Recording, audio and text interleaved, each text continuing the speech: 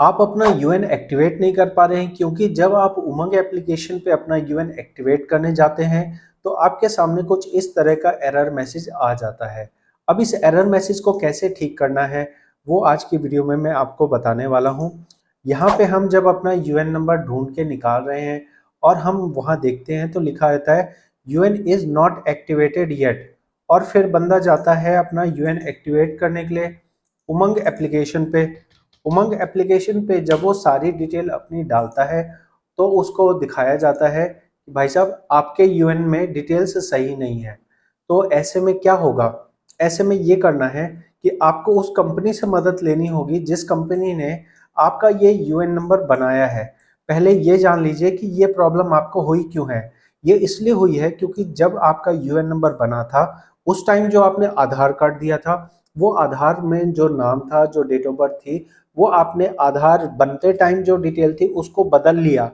और अब PF office कहता है कि आपकी डिटेल्स क्योंकि जो यूएन नंबर में है और जो आपके आधार कार्ड में है वो मेल नहीं खा रही है, इसलिए हम आपको करेक्शन लगाने के लिए एक्टिवेट करने के लिए नहीं देंगे।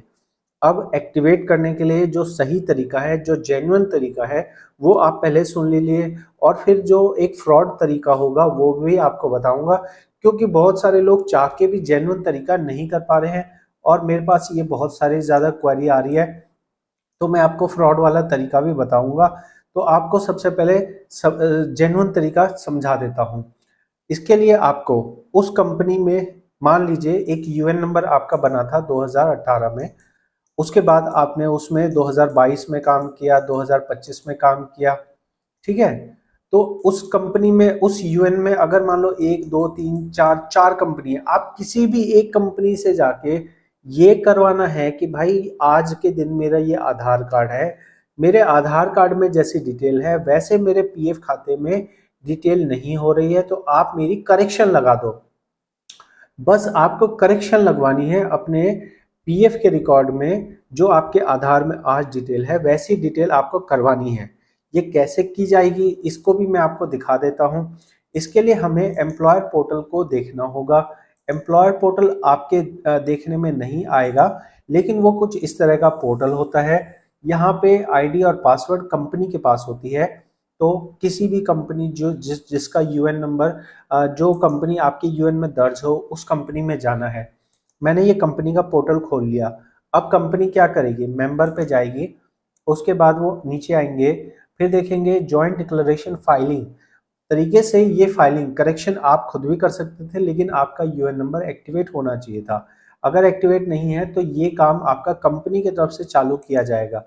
हमने यहाँ पे टच किया तो अभी हमारा बहुत देर से खुला था, तो हम यहाँ पे फिर से ओपन करते हैं। ध्यान दीजिए कि इसके लिए आपको कंपनी जाना पड़ सकता है। अगर आप कंपनी जाएंगे नहीं तो ये काम आपका मुश्किल है कि आपका घर बैठे हो जाए। और अगर ये यूएन आपका बना है, आप नया यूएन बना नहीं सकते। हमने लॉगिन कर लिया, मेंबर पे आए, जॉइंट फाइलिंग पे आए, यहाँ हमने यूएन नंबर डाला, सर्च दबाया, कंपनी आ गई, गेट डिटेल किया। अब देखिए ध्यान से कि यहाँ पे बोल रहा है कि आप चेंज क्या क्या कर सकते हैं। आप यहाँ जो भी चेंज कर सकते हैं वो आधार के हिसाब से हो सकता है। आधार का जो है आप आधार नंबर नहीं बदल सकते हैं। आपको कोई डॉक्यूमेंट नहीं चाहिए अगर आप जो है किसी चीज़ को अपडेट कर रहे हैं, मतलब कहीं नल लिखा है उसको आप अपडेट कर रहे हैं, तो 99% केस में या तो आपने नाम की स्पेलिंग बदली है या फिर आपने डेट ऑफ बर्थ बदला है। तो नाम और डेट ऑफ बर्थ बदलने के लिए आपको यहाँ बताया जा रहा है कि आप 3 कैटेगरीज में हो सकते हैं। आपको ये सब ज़्यादा फॉर्मूला समझना नहीं है, आप सिर्फ इतना समझिए कि जो आपका नाम और जो डेट ऑफ बर्थ आज आपके आधार कार्ड में है वैसा डिटेल यहाँ करना है। इसके लिए आपको पेंसिल से टच करना होगा, कंपनी वाले पेंसिल टच करेंगे, फिर आपका जो डिटेल होगी वो सही कर देंगे। मैं मान लीजिए कि यहाँ पे सही करने के लिए लगा देता हूँ, कुछ थोड़ा सा मैंने यहाँ पे चेंज किया है। अब मैं नीचे आ रहा हूँ, नीचे आके मैं यहाँ पे कंसेंट देता हूँ, प्रोसीड करता हूँ और फिर आगे चल के मुझे यहाँ पे डॉक्यूमेंट बोल रहा है। आपके केस में हो सकता है कंपनी को डॉक्यूमेंट ना मांग रहा हो, लेकिन आप अपनी तरफ से डॉक्यूमेंट लेके जाइए। क्या क्या लेके जाना है ध्यान से समझिए।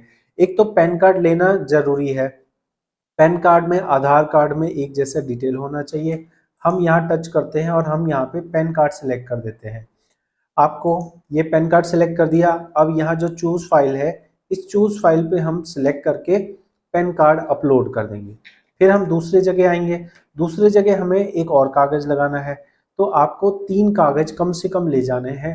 और ये 3 कागज की लिस्ट देख लीजिए। मैं आपको बता भी रहा हूँ कि पैन कार्ड तो अनिवार्य है, पैन कार्ड ले जाना जरूरी है। आधार कार्ड अनिवार्य है। इसके साथ में आप 10वीं का सर्टिफिकेट, 10वीं की मार्कशीट, यूनिवर्सिटी का जो सर्टिफिकेट होता है वो, बैंक पासबुक होती है वो, वोटर आईडी है, पासपोर्ट है। तो जैसे अगर मैं उन लोगों की मैं पासपोर्ट लगा देता हूँ, तो ज़्यादातर लोगों के पास पासपोर्ट नहीं होगा, तो नहीं है तो जो कागज है वो लेके जाओ। अगर एक कागज नहीं समझ आ रहा है तो जितने कागज हैं जिसमें आपका नाम सही है, डेट ऑफ बर्थ सही है, वो लेके जाओ। कंपनी यहाँ चढ़ाएगी। चढ़ाते के साथ ही अगर आपकी ये जो यूएन नंबर है आपका 2017 1 अक्टूबर 2017 के बाद बना होगा, तो फिर ये रिक्वेस्ट आपकी तुरंत ही हो जाएगी, तुरंत ही ये ठीक हो जाएगा और तुरंत ही आप अगले ही मिनट में आप अपना यूएन नंबर एक्टिवेट कर पाएंगे। लेकिन अगर पुराना होगा, उससे पुराना होगा और उसमें आपको थोड़ा सा टाइम लग सकता है। तो जब आप कंपनी जाओगे वो आपके सामने इस काम को कर सकते हैं। जितनी देर मुझे खोलने में लगा है उतना ही देर उनको भी लगेगा। बस आपको अपना डॉक्यूमेंट उनको देना है, वो आपकी बात सुनने के लिए तैयार हो, वो आपके डॉक्यूमेंट को यहाँ अपलोड कर दे। बस इतना करते ही आपका ये काम हो जाएगा। ये था जेन्युइन तरीका। अब एक फ्रॉड वाला तरीका क्या है और उसका खतरा क्या है? खतरा सबसे पहले जान लीजिए। आज से 5 साल पहले बहुत सारे लोगों ने केवाईसी कराई और फिर उनका केवाईसी किसी और फ्रॉड कंपनी से हुई थी, जिसकी वजह से उनका यूएन नंबर ब्लॉक हो गया। ऐसा काम आज के दिन में इस काम के लिए भी किया जा रहा है, जहां पे आपका ये यूएन एक्टिवेट नहीं हो रहा। तो क्या करा जा रहा है, फ्रॉड कंपनी में आपका यूएन नंबर को ऐड कर देते हैं। ऐड करने के बाद उस कंपनी के आप कर्मचारी बन गए। अब वो कंपनी क्या करती है, आपकी करेक्शन लगा देती है, करेक्शन कर देती है और फिर करेक्शन कर देने के बाद आपका यूएन नंबर एक्टिवेट हो सकता है। क्या मैं ऐसा कोई काम करता हूँ? ना मैं ऐसा काम करता हूँ, ना ही मैं आपको सजेस्ट करूंगा कि आप ऐसा काम कीजिए। लेकिन मार्केट में ये भी काम हो रहा है, ऐसे भी काम हो रहा है। इसमें एक रिस्क है कि आपका यूएन नंबर ब्लॉक हो सकता है। तो आप, अगर कंपनी वाले आपको बिल्कुल सपोर्ट नहीं कर रहे हैं, अगर आप कंपनी को ढूंढ नहीं पा रहे हैं, कंपनी बंद हो गई है और आपके पास दूसरा कोई उपाय नहीं है, तो आप इस वाले रास्ते को चुन सकते हैं। क्योंकि वैसे भी आपका यूएन नंबर खोल नहीं पा रहे हो तो आपको रिस्क लेना बनता है। लेकिन अगर 1% भी गुंजाइश है कि आप अपनी कंपनी से बात कर सकते हैं, वहां जाना पड़े, वहां बात करना पड़े, रिक्वेस्ट करनी पड़े, तो आपको पहले वाले मेथड को ही यूज़ करना है। ये मेरा आपको सजेशन होगा। जो भी मैंने आपको बताया है ये अपने प्रैक्टिकल और रियल अनुभव से बताया है। ये समस्या 6 महीनों से चल रही है और 6 महीनों में हज़ारों लोग मेरे को इस तरह की प्रॉब्लम बता चुके हैं और मैं यहाँ वीडियो बना के आपको जानकारी दे रहा हूँ। इससे ज़्यादा मैं आपके लिए इस मैटर में कुछ नहीं कर सकता हूँ। हर व्यक्ति को मैं बताऊँ सेम चीज़, इससे अच्छा मैंने वीडियो बना दी। आपको अगर वीडियो समझ आई हो, आप चैनल को सब्सक्राइब कर सकते हैं, ताकि भविष्य में जब कोई नया अपडेट आएगा इस बारे में तो भी मैं वीडियो बनाऊंगा, तो आप इस चैनल पे जुड़े रहेंगे तो आप उस वीडियो को देख सकते हैं। ऐसी उम्मीद है कि हो सकता है पीएफ ऑफिस इस वाली चीज़ को ठीक कर दे, क्योंकि हज़ारों नहीं लाखों लोग इस चीज़ से परेशान हैं। और पहले पीएफ ऑफिस ने ऐसा ठीक कर दिया था जहां आप अपना यूएन एक्टिवेट कर पा रहे थे, फिर इनका दिमाग घूम गया और फिर इन्होंने इस तरह का एरर देना शुरू कर दिया। तो ये थी कंप्लीट जानकारी। आपको कैसी लगी है जरूर बताएं। बहुत बहुत धन्यवाद। Are you looking for expert help with your Provident Fund? We offer full PF withdrawal, transfer, master payroll, ITR filing, and become a certified consultant with our courses.